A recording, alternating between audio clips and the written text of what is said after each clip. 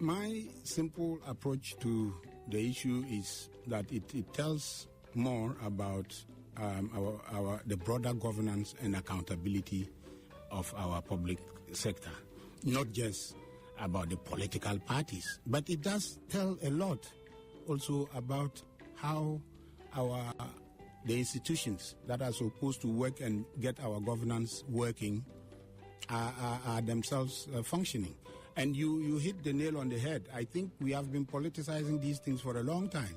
Sometimes, depending on who is in government, it is the NDC or the MPP. But now we are confronted with the albatross right in front of us. And I think it has to do with accountability in the sense that, these guys are saying, like all other Ghanaians are saying, that they were made some promises, by the political party, in this case the NPP, that they will be given some things or some jobs or if the party got elected. And fortunately for them, the party got elected, and now they are demanding accountability. Well, of course, on the face of it, it may look like a legitimate thing. It may look like a legitimate thing for them to demand because they were promised. But I think as a country, we must look beyond them as a group and ask ourselves, how are we playing our politics? Because if you take it beyond that group, it would also kind of be the same for every other Ghanaian. In other sense, when people also say, you promise us this. Now the question is, how are we supposed to get what we were promised? Is this the right way? And should we allow political parties that are supposed to be the institutions, we invest our trust in to govern us, to continue to have groups that are using undemocratic, in some cases illegal or unlawful methods to change our governance? So I think it's a very dangerous thing that is emerging in our politics. And I did listen to the clip you played earlier from the NCCE. Yes. And I'm asking myself, well, is it actually the NCCE we should be calling on the government or the president to do what they are supposed to do? The government, the party in government has a vigilante group which is causing havoc all over the place for almost 2 years. And the government cannot do anything about it. Well, very soon, and I think that this is where the warning should go directly to our politicians. Very soon, if it becomes clear that any group can get up and use any methods to subvert the democratic process, because in a way they are subverting the democracy we have built for ourselves. If there is lawlessness, if lawlessness become legalized in the sense that people get away with it, then other groups may be taking a cue from the vigilante groups and using methods that are either undemocratic, unlawful, and so on. And one day, the politicians themselves will run. And I say this not to the governing party alone. Yesterday, I was just with some MPs, fortunately from both sides, APNAC members. They are parliamentarians who want to fight corruption. And I was telling them, what you sow, you will reap. And you are the biggest losers, the politicians, when this thing gets out of hand. So it is in their own interest. It is in their own interest, first and foremost, to ensure that this thing doesn't continue. And when I hear even the opposition party also saying, well, the party in government is using the method, so we too have to prepare ourselves because we cannot sit. Well, this method is not right. So you should not be preparing to use that method. When you say that what you sow is what you reap, do you think that past governments from both sides have sowed this seed by allowing this lawlessness to go on? Well, that is exactly the case. And we have been the Fourth Republic has been running for over 2 decades now. And for me, when I hear political parties still doing this political equalization, not for good but for evil, not for the right thing, but for the wrong thing. If you say I'm doing the wrong thing because you two did the wrong thing, you are not fit to be governing us. It's as simple as that.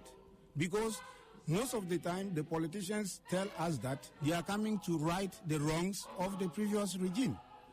So to come and tell me that, well, if people, citizens complain that something is going wrong, and you say, oh, but in the past it was also the same thing, and that even now it is better. Better in the sense that there is less of it. And that goes even for corruption and others. I say to myself, look, the reason why what people are looking for in our democracy, in this multi-party dispensation, is better lives. Okay. Not that they prefer, some particular people. No, every time they think they are voting for one party and not another, it is with an aspiration and a hope that they are going to have better lives. If you come and you are not providing that and you are giving excuses, I think you should be prepared not just to lose power, but I think where I get worried is that our democracy might become, we may soon have a vote of no confidence in multi-party democracy, and that will be dangerous for all of us. But I think the biggest losers will be the politicians themselves, because they are the biggest beneficiary of multi-partyism. Now, as a governance person, when you hear the police say, and they have said in the past, that we are giving these groups 3 months to disband, does it worry you that we are giving an illegal group time to stop their illegal activities? But how can the police give a group that has been formed by the government time to demobilize or to be disbanded and all that? They have to give the party, whether it's in government or in opposition, that established the group. And that is where the issue of our institutions come back. Does the police, as an institution, have the capacity to work independently no matter who is involved?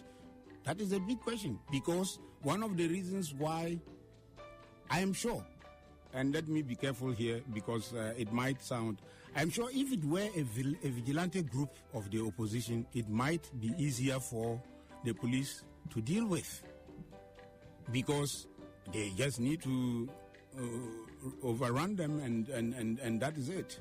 But you see, they are dealing with a vigilante group which is put in place by the ruling government. And that tells you how the kind of progress we are making in terms of building institutions. We sit here and we wait for Obama to come and tell us that democracy is about strong institutions.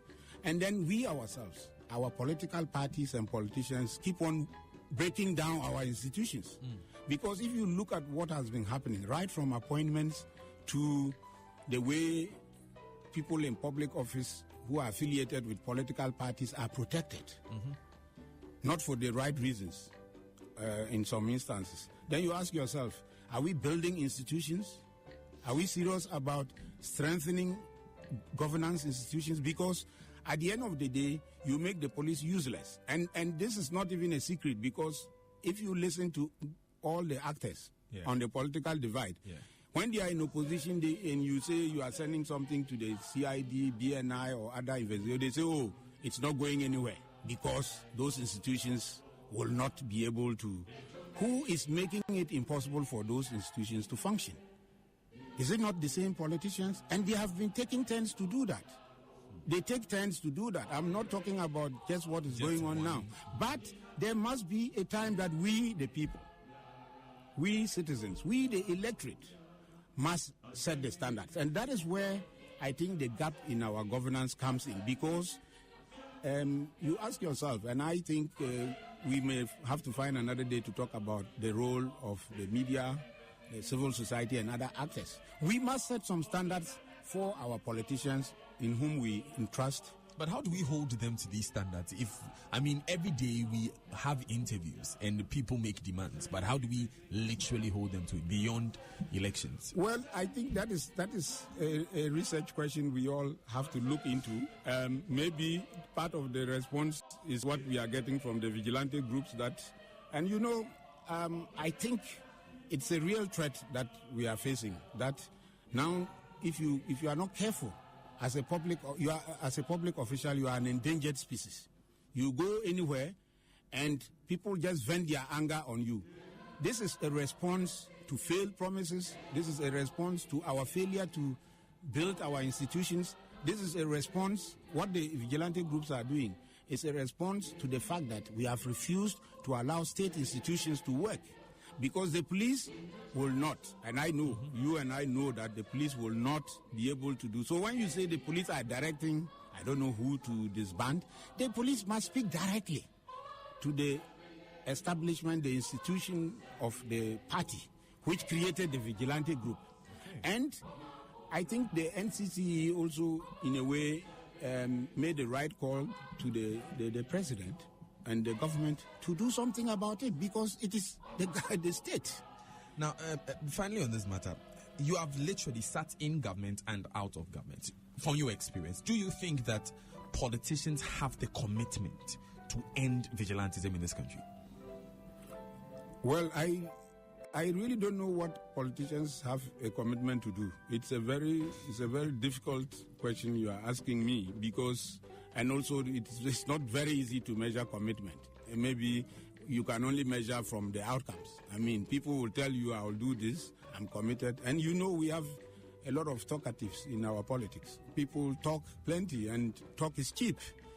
The problem I have with our system also, and our politics, is that sometimes we, the citizens, are taking too much. We are too tolerant of our politicians. You know, some of the silly, even the promises that politicians make, which people buy. I ask myself, why do you think that this politician is going to be able to fulfill what he's saying? I mean, is this not a kind of underration of our intellect when a politician comes to say, despite our knowledge of all that is happening, not only in our domestic environment, but also internationally, they come and say, no, when I come, I'm going to do this and this and that and that. And we actually accept it. For me, that is a measure of a bigger problem than just the politicians. Because, to be honest with you, I don't know why people are asking for their 1 million and their one district and one thing. Did you really think that was going to happen? If you did, then you deserve what you are getting, because I did not for one moment wake up and think that any government, it doesn't matter who it is, even if it is established by a spiritual being, is going to come down to Ghana and in 1, 2, 3, 4 years suddenly change our condition, because I know how political economy works. So there is a gap between our politics and our society, and so long as that gap remains as wide as it is, okay, we are going to continue to have. Right. We must bridge that gap slowly. Right.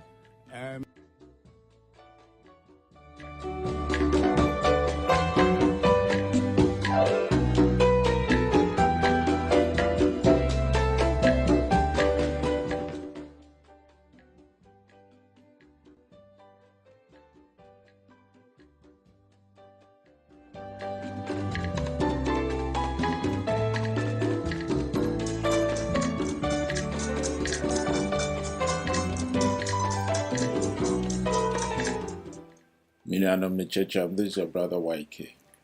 On behalf of CPAC, and on behalf of Civil Society Momentum as well, a subsidiary of CPAC. First of all, Civil Society Momentum is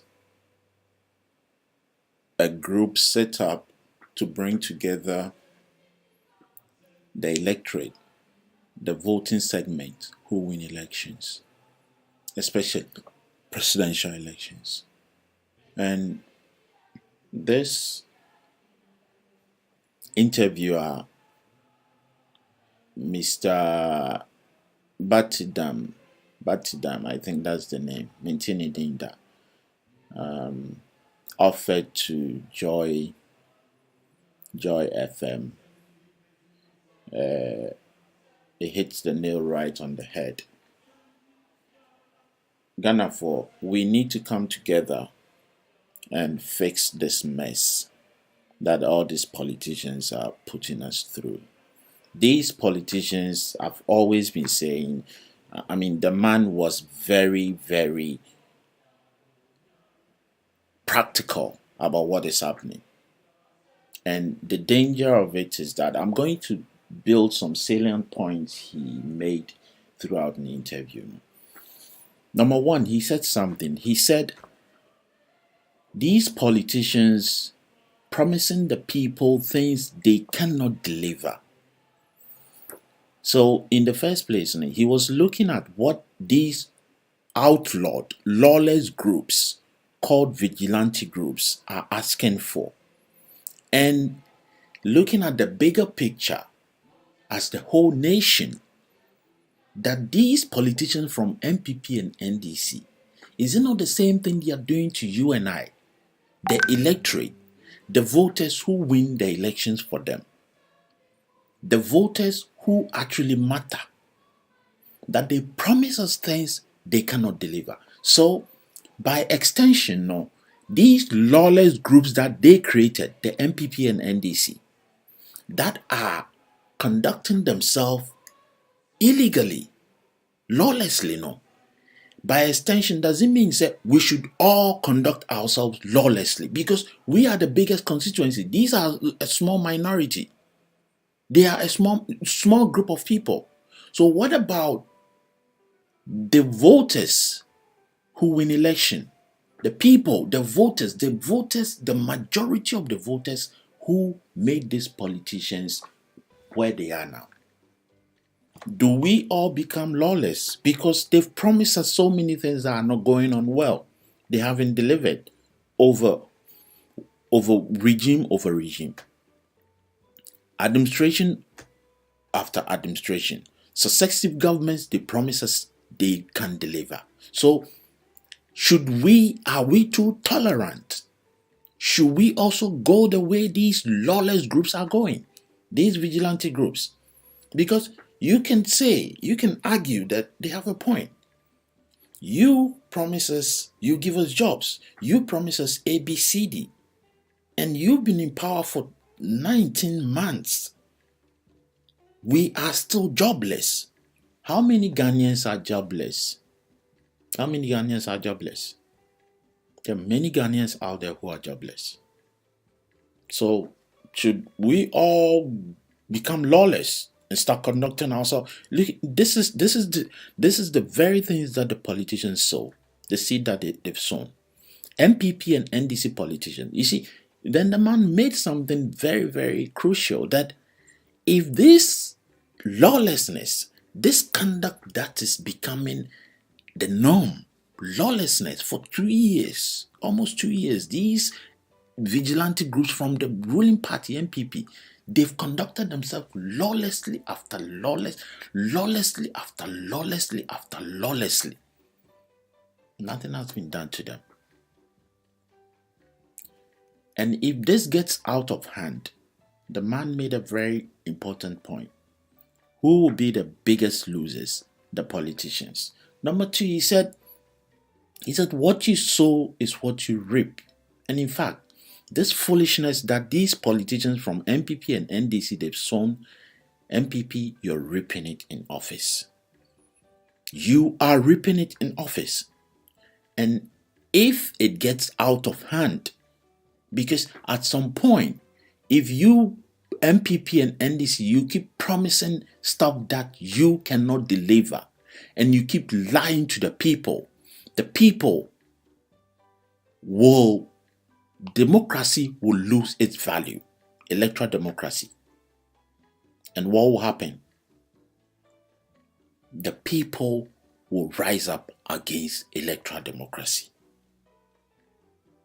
You think you can keep lying to the people and get away with it? Look at a small group of people you put together to do your dirty jobs for you.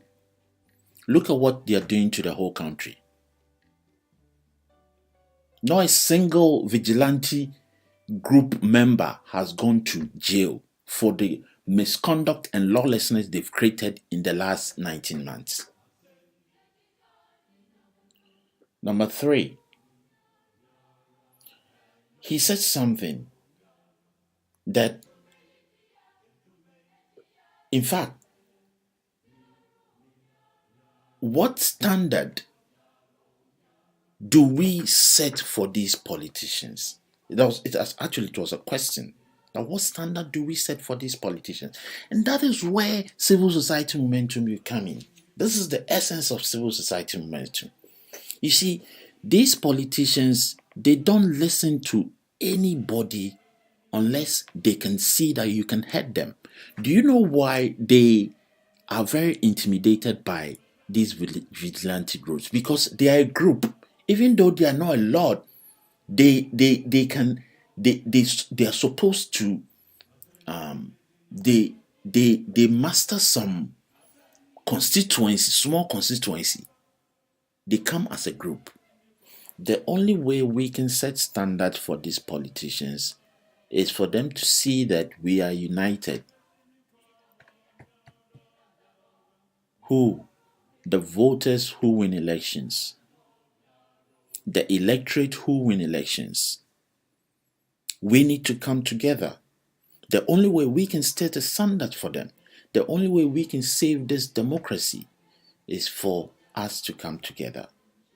So if you're a voter that wins election, look, now I say apathy, but the ebobokono,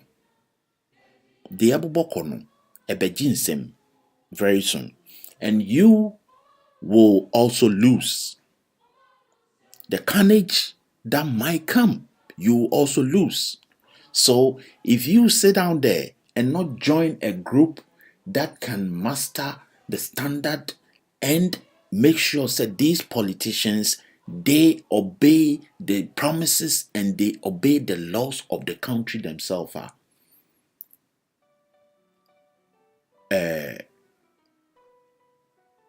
okutre kori nemekwa ebeba bekanwa pontreni. Let's be very careful what is going on in our country, because when things get out of hand, you and I will be affected too. So join us. Let's come together as the voters who win election. Join civil society momentum. Let's set the standard. Let's set the standard. Mr. Batidam, there is no research anywhere. The research has already been conducted and concluded. We have seen that the only way we can make sure these politicians do the right thing is for the voters who win election to come together. And I'll explain the voters who win election. Voters who win election are the segment of voters that MPP and NDC, as bad as both of them have been, for the standard that they've set for our democracy, that is not going anywhere. No. When they go out there to campaign, they don't go and campaign talking to their core supporters, because they know if you put a goat there, NDC will vote for it. If you put a dog there, MPP will vote for it. They don't have the time and energy to talk to their core supporters. And secondly, MPP will never go to core supporters of NDC to talk to them, because they will never vote for MPP, and vice versa. NDC will never go to core supporters of MPP to talk to them. They will never vote for NDC. What I say, the people who make the difference are independent-minded people like you and I. You and I, who can decide to vote for any political party depending on what the incumbent is doing. In fact, you and I, the voting that win elections, the voters whose vote make a difference, no.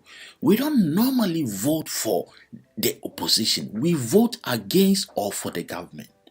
If you're in government, you're doing the right thing, we'll vote for you. If you're in government, you're doing the wrong thing, we'll vote against you.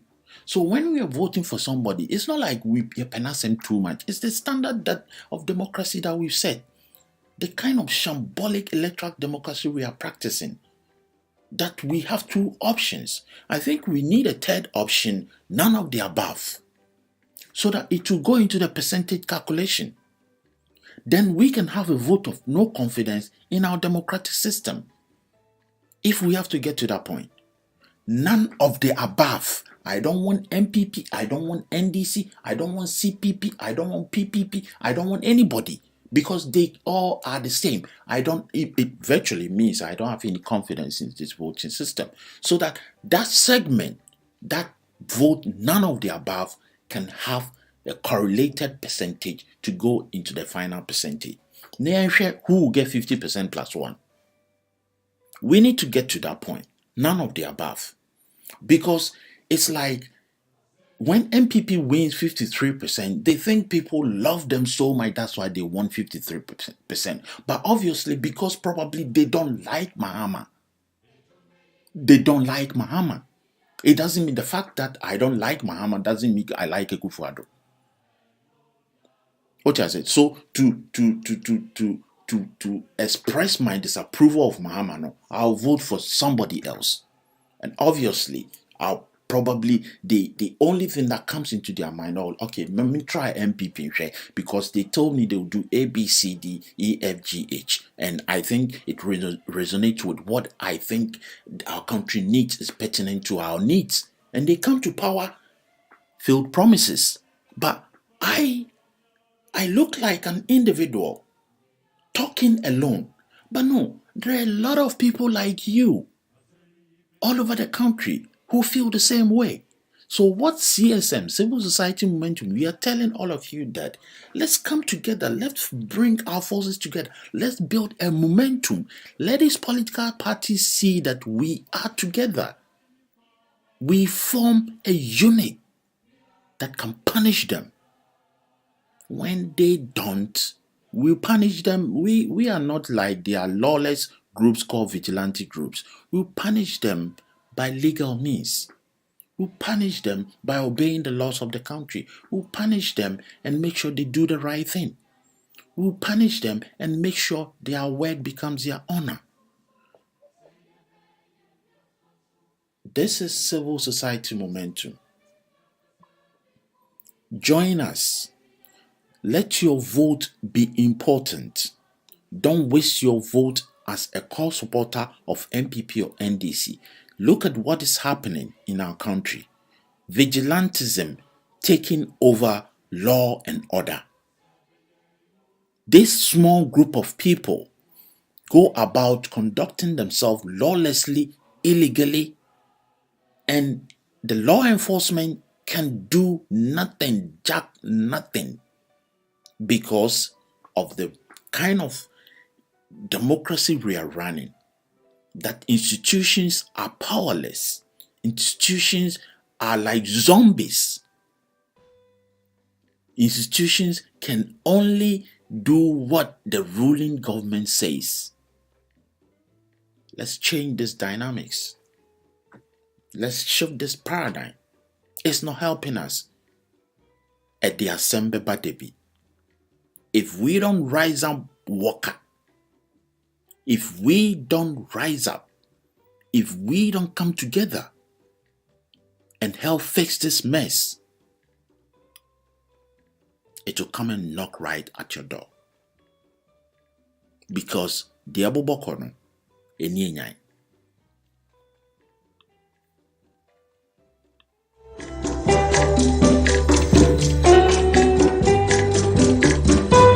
This is your brother YK on behalf of Civil Society Momentum.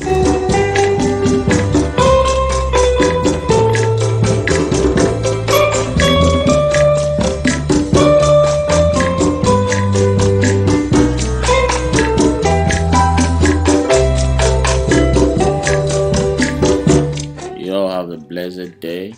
God bless our homeland Ghana and make our nation greater and stronger. God bless you. Join us. Take care, look up to yourself. Peace and love.